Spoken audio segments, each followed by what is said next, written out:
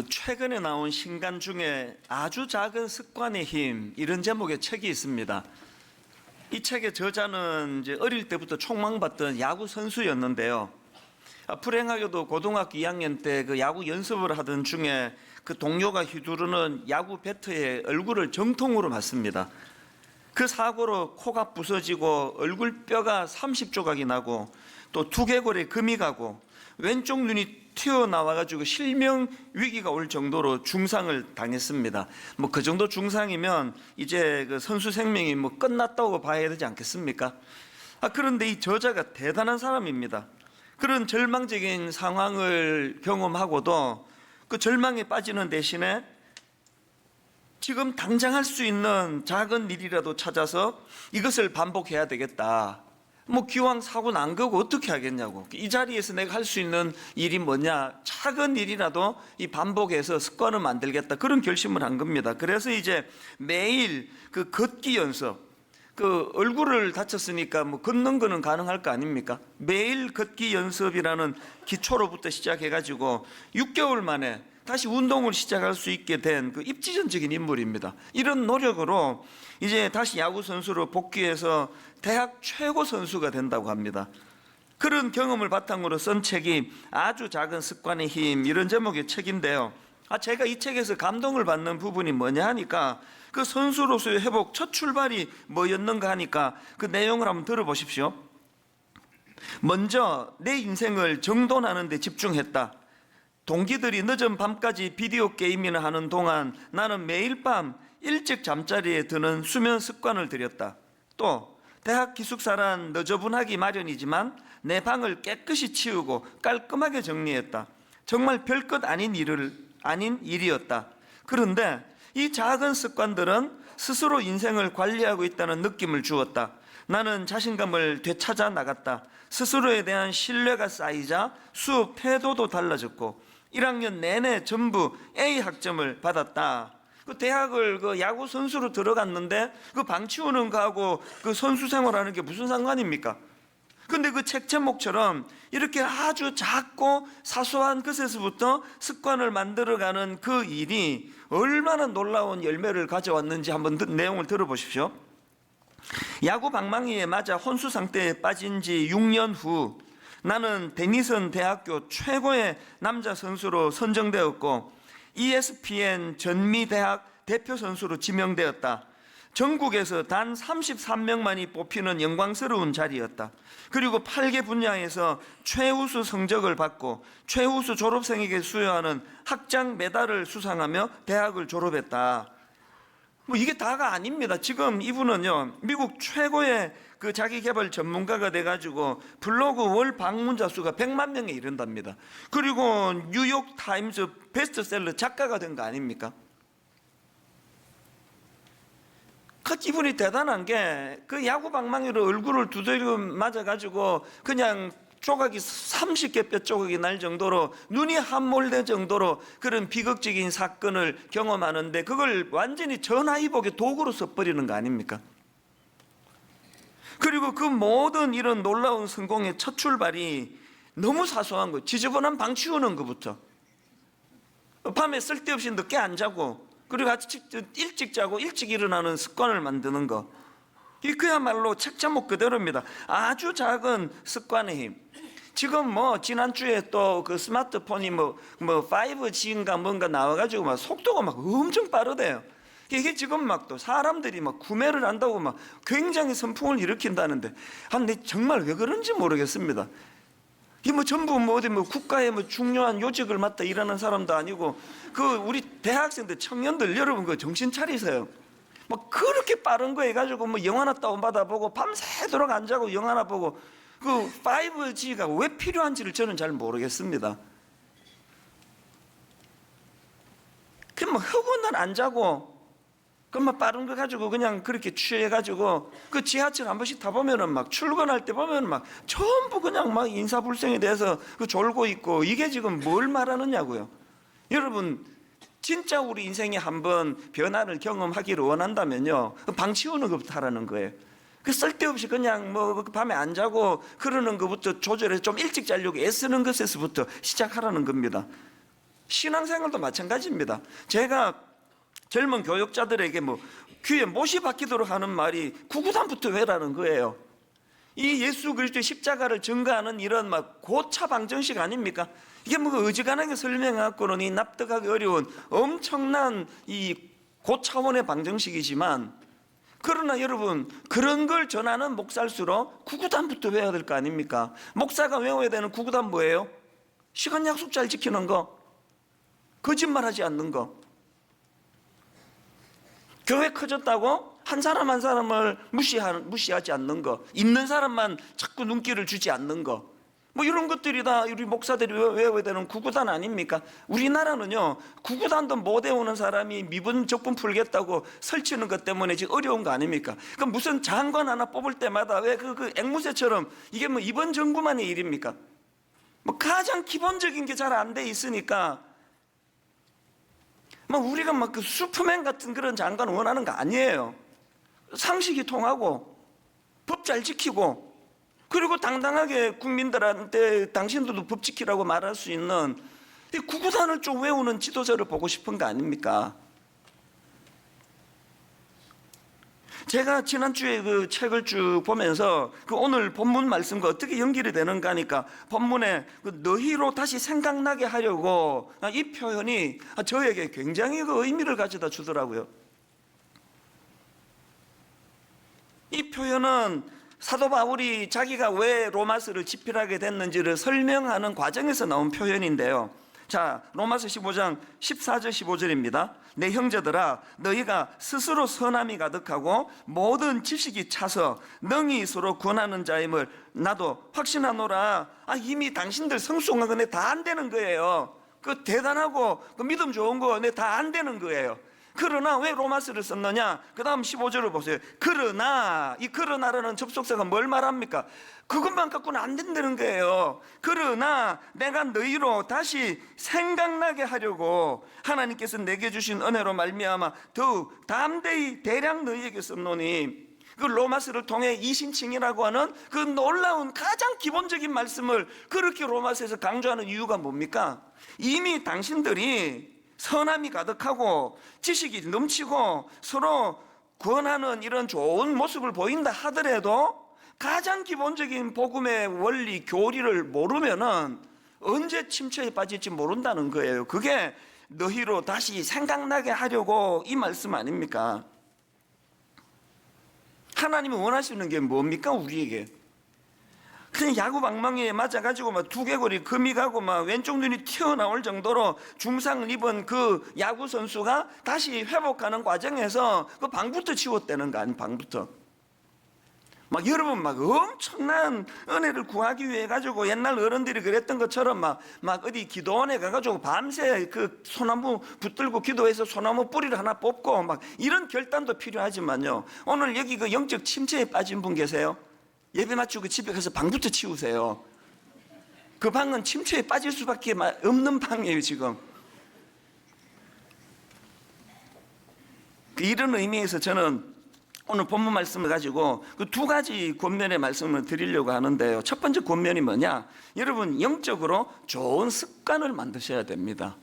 한번 확 뜨거워지는 게 중요한 게 아니고요. 디모데전서 4장 7절 개역 한글로 보니까 망령되고 허탄한 신화를 버리고 오직 경건에 이르기를 연습하라. 그 NIV 성경으로 보니까 이게 연습하라가 트레인으로 번역되어 있고요, 또 킹 제임스 버전으로 보니까 엑설사이즈로 되어 있더라고요. 이게 의외 아닙니까? 우리는 이 불 받는 게 이게 신앙이라 생각하는데, 불 받아 뜨거운 게 그 신앙적으로 성숙한 거라 생각하는데, 신앙의 성숙은 연습이래. 연습.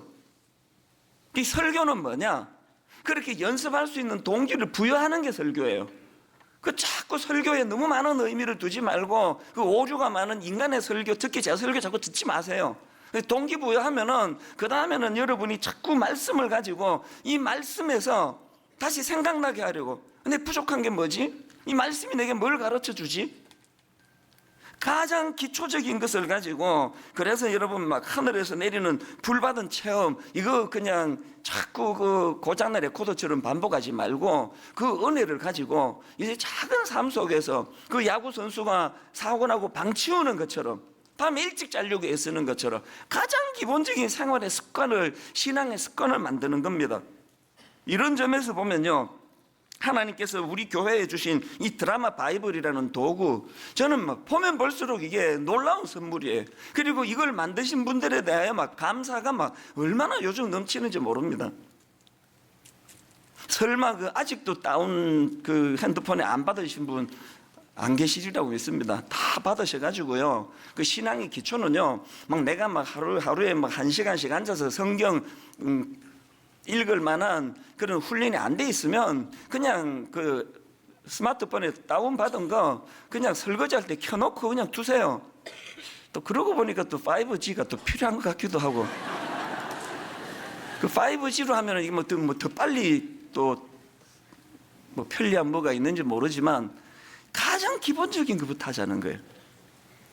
지금요, 그 지방에 막 교회에 후배 목사님에게 막 연락이 와가지고, 목사님 너무 고맙습니다. 우리 교회도 이제 이 드라마 바이블로 성경 읽기 하려고 합니다. 막 그저께 또 독일의 선교사님이 연락이 와가지고, 목사님 너무 감사하다고, 우리 교회도 이제 이 드라마 바이블로 성경 읽기 하겠다고 해서 제가, 이거 내가 만든 것도 아닌데 내한테 감사하는데 미안하지.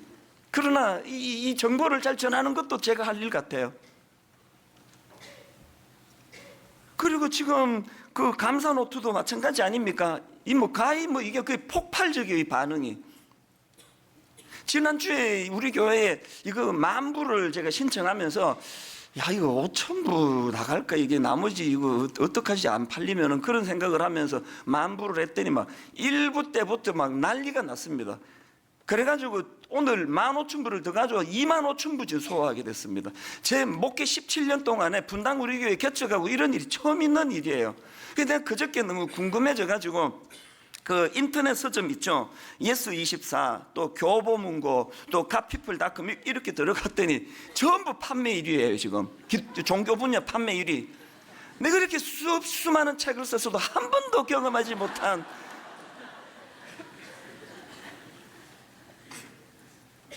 야, 이 하나님께서 이 감사 노트와 드라마 바이블을 가지고 막 큰 일을 하시려나 보다, 그런 제가 그 감격을 갖고 있는데, 그러나 저는 알지요. 사가지고 한 석 줄 쓰고 나머지는 깨끗한 공간이 될 분이 태반이라는 걸 제가 알죠. 그렇기 때문에요, 지금 막 이게 막 붐이 일어나고 막 25,000부 팔리고 막 1위가 되고 그게 중요한 게 아니고요. 이제 이걸 가지고 습관을 들이는, 습관. 꾸준하게 습관을 들이는 거예요. 그리고 이 도구를 가지고 가정 예배를 드리자 할 때 막 지난주에도 너무나 여기저기서 고마운 반응들이 나왔습니다. 목사님, 우리 애들이 이게 드라마 바이블이 통하네요. 감사 일기를 같이 나누는데 너무 좋았습니다. 그러나 저는 알지요, 한 달만 지나면 다 원래로 돌아갈 뿐이 거의 뭐 한 3분의 1은 될 거예요. 습관을 들이는 거예요. 제가 어릴 때 이런 도구가 있었고 드라마 바이블이 있었습니까? 너무나 가정 예배가 심플했거든요. 그냥 아침에 일어나면 가족이 둘러 앉아가지고 성경 한 장을 한 절씩 돌아가면서 읽고, 그리고 돌아가면서 대피기도 하고 주기도문으로 마쳤는데요. 근데 이게 몇십 년 계속 진행이 되다 보니까 온 가정에 그건 아예 이제는 습관이 돼가지고, 제가 어릴 때 개 이렇게 종 땡땡 치면 침이 나오듯이 어릴 때부터 눈 떠지면 잠도 덜 깼는데 성경 들고 안방으로 가는 거 아닙니까? 그게 습관이 됐거든요. 그럼 무조건 가야 되는 거니까요. 아침 6시에 가정 예배를 드리니까 당연히 일찍 일어나게 되고, 이 신앙적인 습관이 들어지는 거예요, 습관. 그래서 저는 디모데전서 4장 7절, 망령되고 허탄한 신화를 버리고 오직 경건에 이르기를 연습하라. 드라마 바이블로 말씀을 듣는 연습부터, 이 별것 아닌 것 같지만 하루의 일과를 마치며 5개씩 하나님께 감사를 기록하는 이런 습관을 들여나갈 때 여러분이 영적으로 부흥을 맛보게 될 줄로 믿습니다. 그런가 하면 두 번째로 권면할 게 하나 더 있는데요, 이렇게 좋은 습관을 만드는 것도 중요하고, 더 중요한 거, 이 세상을 향한 영적인 시야, 이거 확장해야 되네. 시야를 확장하는 거. 바울이 내가 왜 로마서를 썼는지 아느냐? 내가 당신들 너희로 생각나게 하려고 계속 이제 이 말씀으로 여러분들이 점검하고 돌아보게 하려고 로마서를 썼다. 그렇게 이유를 하나 밝혔고요. 그리고 이유 하나가 더 있습니다. 그게 15절에 나오는데요. 그러나 내가 너희로 다시 생각나게 하려고, 그 다음 보세요. 하나님께서 내게 주신 은혜로 말미암아. 왜 썼다고요? 주체할 수 없는 은혜의 간격 때문에. 어떻게 나 같은 걸 주님이 십자가로 날 구원해 주셨나? 다메섹 도상에서 그 포악하던 나를 주님이 만나 주신 그 은혜가 감격해서 로마서를 쓰게 됐다는 거예요. 참 이것도 바울이 귀하지만요, 바울의 위대함이 뭔지 아세요? 그 은혜의 감격을 자기 내면으로 가두어 두지 않고 이거를 세상을 섬기는 것으로 확장하고 있다는 겁니다. 그게 16절입니다. 15절에서 하나님이 내게 주신 은혜로 말미암아 로마서를 썼다 그래놓고 16절을 보세요. 이 은혜는 곧 나로 이방인을 위하여 그리스도 예수의 일꾼이 되어 하나님의 복음의 제사장 직분을 하게 하사. 바울의 위대함이 뭐예요? 다메섹 도상에서 받은 은혜만 감격하는 게 아니라 그때 주신 사명도 같이 생각하는 거예요. 이게 우리에게 습관화해야 될, 내가 은혜를 받으면 내 그냥 좋자고 그것을 누리는 게 아니라 여기에 따르는 사명, 이 세상을 섬기는 세상. 다메섹 도상에서 그에게 주신 사명이 뭐였습니까? 사도행전 9장 15절, 주께서 이르시되 가라. 이 사람은, 지금 사도 바울을 두고 하는 말이죠. 이 사람은 내 이름을 이방인과 임금들과 이스라엘 자손들에게 전하기 위하여 택한 나의 그릇이라. 그는 늘 다메섹 도상에서 자격 없는 자를 만나주신 은혜의 감격이 있을 때마다 세상을 향한 사명을 가지는 거예요. 부담을 가지는 거예요. 이게 로마서를 쓰게 된 계기였다는 겁니다. 지난주에 강원도 속초에서 대형 산불이 났지 않습니까? 처음으로 어마어마한 산불로 그렇게 그냥 막, 와, 그 영상을 보는데 막 가슴이 뛰더라고요. 여러분은 어떤 마음으로 보셨습니까? 그 속초에서의 산불 소식을요, 여러분 기도 제목으로 받으셔야 돼요. 이 자동적으로. 그래서 제가 여러분이 허락해 주신다면 그 감사 노트, 이건 어차피 수익금은 미자리 교회 사모님들을 위해 쓰기로 했는데요, 이번에 저희 교회에서 이게 2만 5천 부가 나갔으니까 이게 인쇄가 꽤 나왔을 거 아닙니까? 그거를 여러분 허락하시면 이번에 그 산불 나신 피해 입은 분들에게 보내드리면 좋겠습니다. 허락해 주시겠습니까?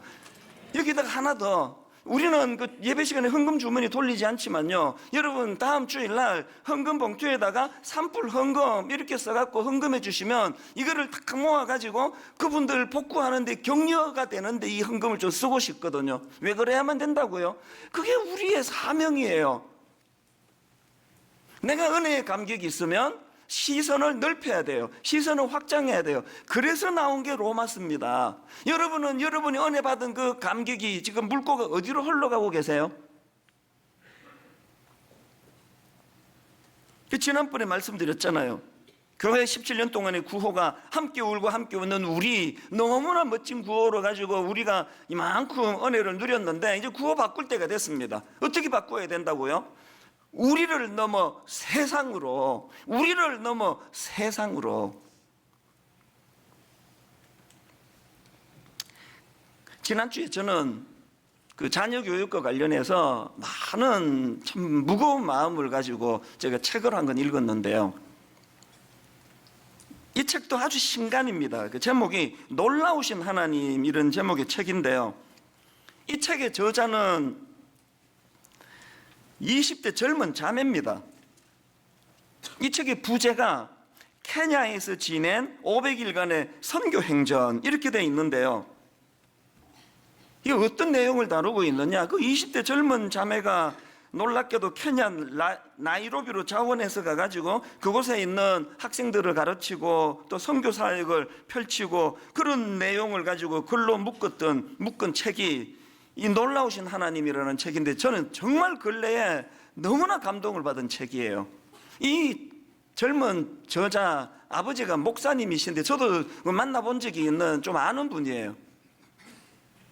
제가 도전을 받은 게 이 딸이 케냐 선교를 간 동기예요. 그 부모님인 그 부모님. 그 아버지가 늘 이런 말씀을 하셨대요. 너의 인생의 가장 중요한 시기를 하나님께 드리거라. 부끄럽지만 난 우리 애들에게 이런 말을 잘 못했습니다. 너의 인생 가장 소중한, 내 인생의 가장 소중한 시기를 하나님께 드리거라. 아빠가 늘 이런 이야기를 하셔서 자기 20대 가장 소중한 젊은 날을 1년 3개월 그런 케냐, 아프리카의 연약한 자들을 선교하는데 그렇게 시간을 자기가 보내기로 결심을 했다는 겁니다. 그리고 또 어머니도 마찬가지고 엄마가 늘 이런 말씀을 하셨대요. 네가 누리는 혜택, 네가 배운 지식, 네가 가지게 될 소유들을 너만을 위해 쓰여서는 안 된다. 그것을 깨닫고 네가 있는 삶의 자리에서 조그마한 나눔이라도 실천하는 삶, 이게 바로 선교적인 삶이라고 생각해. 엄마는 너의 평생이 선교적인 삶이 되기를 간절히 바란단다. 오늘 선교주일이에요. 왜 할까요? 모두도 아프리카 선교 가라고 하는 거 아닙니다. 이 사모님이 자기 딸한테 바랬던 이 삶을 우리도 자각하기를 원하는 게, 그래서 하는 게 선교주일이에요. 다시 들어보시겠습니까? 네가 누리는 혜택, 네가 배운 지식, 네가 가지게 될 소유들을 너만을 위해 쓰여서는 안 된다는 것, 그것을 깨닫고 네가 있는 삶의 자리에서 조그마한 나눔이라도 실천하며 사는 삶, 그것이 바로 선교적인 삶이라고 생각해. 산불로 고통당하는 그 소식을 들으면 혀차면서 쩌쩌쩌 안 됐네, 우리는 뭐 불 안 나서 다행이다, 이러는 게 아니라 그 산불 소식도 사명으로 받아야 된다는 거예요. 여러분이 아침에 일어나 신문을 펼쳐야 될 이유가 있다면 거기서 이 시대를 향한, 이 나라와 민족을 향한 중보기도 거리를 찾을 수 있기 때문이에요. 제가 이 책 어느 대목에서 그 눈물이 났는지 아십니까? 그 엄마가요, 이제 이 귀한 딸이 이제 1년 넘게 이제 아프리카로 선교 간다고 하니까 만감이 교차하시는 거 아닙니까? 잠을 못 이루시는 거예요, 그 엄마가. 그리고는 그 밤에 그 딸에게 쓴 편지가 그 책에 소개가 되는데요, 일부를 제가 읽어 드릴게요. 한번 들어보십시오. 드디어 내일이면 네가 아프리카로 간다고 생각하니 엄마는 여러 가지 생각에 잠을 뒤척이게 되는구나. 1980년 빌리 그레함 목사님을 주강사로 여의도 광장에서 나는 찾았네라는 엄청난 부흥회가 열렸단다. 그때 엄마는 고등학교 2학년이었어. 약간은 무모하리만큼 하나님을 사랑했던 엄마는 그 집회에서 하나님께 한 가지 약속을 했었단다. 하나님께서 원하신다면 선교사로 가겠습니다. 만약 제가 못 가면 제 자녀라도 보내겠습니다. 만약 제 자녀라도 못 가면 평생 선교 헌금을 하겠습니다. 그 꿈을 계속 키워가던 엄마는 대학교 때 다시 한번 진지하게 선교에 대한 기도를 하면서 아프리카, 특히 케냐에 대한 소원을 가지고 아프리카 선교 중보기도 모임을 가게 되었어. 그 모임에서 아빠를 만났고 결혼을 하게 되면서 선교는 아픈 손가락처럼 늘 엄마의 마음 안에 있었단다. 중간에 생략하고요. 하나님 앞에 선교를 꿈꾸며 기도한 지 37년이 지난 지금 내가 가려고 했던 바로 그 땅 케냐로 선교를 하기 위해 짐을 꾸리는 너의 모습을 보면서 엄마는 약속을 기억하시고 세대를 이어서 그 약속을 이루시는 하나님의 열심 앞에 경이로움을 느끼고 있단다. 엄마가 밟고 섬기고자 했던 그 땅을 가는 내 딸 다혜야, 마치 작은 창문을 통해서, 잘 들어보세요, 마치 작은 창문을 통해서도 크고 넓은 하늘을 볼 수 있듯이 비록 내가 가는 곳은 제한되어 있고 내가 만나는 그 땅의 사람들이 많지 않을지라도 거기서 광대하고 영광스러운 하나님을 더 친밀하게 만나고 돌아오려무나. 이 편지를 읽는데요, 자꾸 감정이입이 되는 거예요. 제 엄마가 생각나가지고. 제 어머니가 이렇게 저를 키우셨거든요. 목사로서 교회를 너무너무 사랑하셨던 남편을, 교회를 너무 사랑해서 40일 금식 기도로 교회 부흥을 꿈꾸면서 금식을 하시다가 17일 만에 돌아가신 남편을 기억하면서 계속 어린 저에게 어머니가 주입하신 말씀이, 네 아버지가 기도하다가 돌아가시는 영광은 누리셨지만 급작스럽게 돌아가시는 바람에 목회의 열매는 누리지 못했는데 아들이 네가 그 뒤를 이어야 되지 않겠니? 여러분, 아무것도 가진 게 없고 잘난 것도 없는 이 촌놈인 제가 상상을 초월하는 이런 은혜의 사명을 감당하게 된 그 출발이 어디서 나오는 겁니까? 먼 곳을 바라보게 하고 꿈을 꾸게 하고 나를 이 땅에 보내실 때 하나님은 반드시 너를 통해 하실 사명이 있다는 것을 가르쳐 주신 그 부모로 말미암아 제가 오늘 이렇게 행복한 사역자로 살아가는 거 아닙니까? 여러분, 아까 그 사모님이 쓴 편지, 마치 작은 창문을 통해서도 크고 넓은 하늘을 볼 수 있듯이, 마치 작은 창문을 통해서도 크고 넓은 하늘을 볼 수 있듯이, 비록 네가 가는 곳은 제한되어 있고 네가 만나는 그 땅의 사람들이 많지 않을지라도 거기서 광대하고 영광스러운 하나님을 더 친밀하게 만나고 돌아오라고.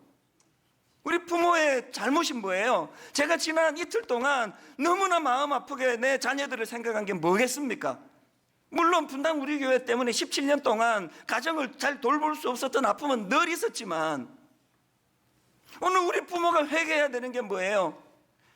이 나라는 이 우리 젊은 애들을 작은 방에다 가둬놓고 창문을 다 닫아버리는 나라 아닙니까? 공부 성적 가지고 편애하고 성적 가지고 차별하고 성적 가지고 될성 부르면 안 되는 지 마음대로 판가름하고, 그 아이들에게 같이 우리가 뭘 해줘야 되는 거냐고요. 우리가 네가 비록 이 세상의 평가로 말미암아 작은 방에 갇힌 것 같이 돼버렸고 네 꿈을 빼앗아가는 악한 것들 때문에 그 작은 방에 갇혀 창문조차도 작은 그런 상황에 던져졌다 할지라도 기억하거라. 그 작은 창문 사이에서도 하나님의 넓은 세계를 네가 볼 수 있다는 거, 이걸 가르쳐 주는 걸 실패한 거 아닙니까? 저나 여러분이 다.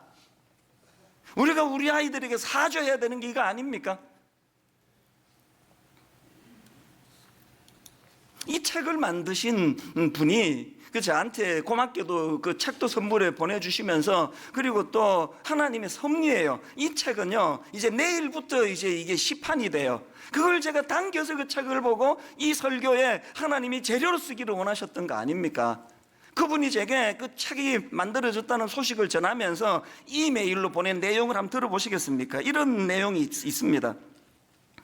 이번 책을 만드는 과정에서 반다해 선교사는, 그 자매입니다. 이번 책을 만드는 과정에서 저자 반다해 선교사는 하버드 교육대학원에 입학 허가를 받았습니다.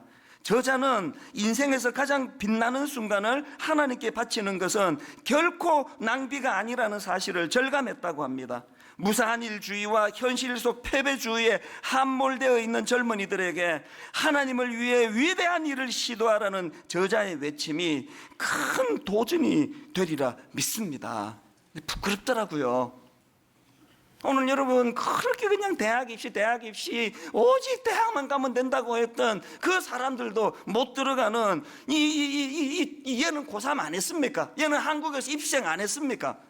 그 아빠가 넓은 세계를 바라보면서 네 인생의 가장 소중한 시기를 하나님께 드리라고 가르쳤더니 하버드 교육대학원 입학 허가가 나왔답니다. 막 내일부터 이제 막 엄청 이제 교육이 막 너 그 케냐로 가라. 케냐로 가서 한 1년 3개월 있으면 하버드가 안 된다. 이게 오늘 우리 아닙니까? 이게 큰 그림을 그리면서 나가지를 못하고 마치 작은 창문을 통해서도 크고 넓은 하늘을 볼 수 있듯이 세상이 너를 작은 창문 있는 방에 가두어 둔다 할지라도 그 작은 창을 통해서도 하나님의 광대하신 이 세상을 바라볼 수 있다는 사실을 기억하거라. 이 교육을 지금부터라도 하자고요. 지금부터라도. 오늘 선교 주일인데요. 여러분 단기 선교에 많이 참여하시면 좋겠습니다. 앞에서 인용해드린 그 놀라우신 하나님, 이 책은요 진짜 제가 강추해요. 사서 보시고요. 이 책의 그 저자의 아빠가 그 딸에게 했던 이 말, 단기 선교의 경험, 옥합을 깨뜨린 경험이 이제 언제 어디서 무엇을 하든지 남은 삶을 선교적인 삶, 헌신의 기쁨으로 살아갈 수 있는 계기가 될 줄로 믿는다.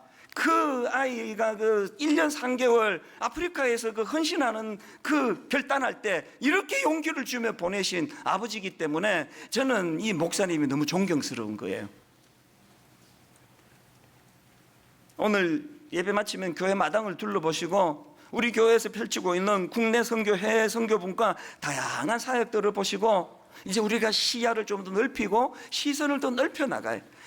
바른 작은 습관을 들이는, 방 치우는 것부터 시작해서 작은 습관을 들이는 것으로 눈은 광대하신 하나님의 우주를 바라보면서 이걸 자녀들에게 전수하는 게 예수 믿는 가정의 신앙 교육인 줄 믿습니다. 결론을 맺으면서요, 제가 그 지난주에 잠수정과 나비라는 책 그 소개해드린 거 기억하시죠? 불행하게도 장 도미니크 보비라는 프랑스 사람이 뇌졸중으로 쓰러져 가지고 락드인 신드롬이라고 정신은 멀쩡한데 사지를 움직일 수 없고 유일하게 왼쪽 눈만 근육이 움직여지는 절망을 당해 가지고 이거 눈 끔뻑끔뻑을 신호로 만들어 책을 한 거 썼다 그랬잖아요. 참 가슴 아픈 게요, 그렇게 오랜 세월 인생을 다 바쳐가지고 눈 끔뻑끔뻑하면서 책을 썼는데 그 책 나오고 8일 만에 죽었습니다. 내가 그 소식을 듣고 너무 원통하더라고요. 어떻게 이렇게 영광도 못 보고 고생만 하고, 참 이분도 참. 그러나 그 책 맨 끝에요, 역자가 번역한 사람이 의미를 부여하는 걸 보고 내 생각이 짧았다는 걸 알게 됐습니다. 이렇게 돼 있더라고요. 역자 후기입니다. 1997년 3월 셋째 주, 잠수정과 나비라는 책은 프랑스 전 서점에 일제히 깔렸다. 저자는 자기만의 필법으로 쓴 자신의 책을 그의 소중한 눈으로 볼 수 있었다. 그리고 8일 뒤입니다. 1997년 3월 9일, 장 도미니크 보비는 옥죄던 잠수복을 벗어던지고 나비가 되어 날아갔다. 자유로운 그만의 세계로 우리에게 사랑과 희망의 메시지를 남기고. 역할이 다 끝났다는 거 아닙니까? 여러분, 오래 사는 거, 장수하는 거 하나님의 축복 맞습니다. 그러나 장수하는 것보다 더 중요한 것은 사명을 따라 사는 거예요. 눈 끔뻑끔뻑 하는 걸 신호로 만들어 그 놀라운 책을 만들고 맨 끝에 이 한마디, 그는 우리에게 사랑과 희망의 메시지를 남기고. 책 출간 8일 만에 심장마비로 인생을 끝난 사람이지만, 여러분 오늘 2019년 대한민국 분당의 어느 교회에서 그분의 이름이 지금 회자되고 있는 거 아닙니까? 어떻게 사시렵니까? 또 어떻게 죽으시렵니까? 오늘부터 작은 습관 만들기로 시작해서 비록 내 볼품없고 초라한 창이랄지라도 이 창 너머에 위대하신 하나님의 세계를 바라보면서 우리도 이분처럼 이렇게 죽기를 원합니다. 역할이 다 끝나고 8일 만에 내 인생의 가장 소중한 시기를 하나님께 드리거라. 이 교회 쟁쟁거리는 이 메시지가 오늘 저와 여러분에게도 하나님이 주시는 선포의 말씀이라고 믿습니다.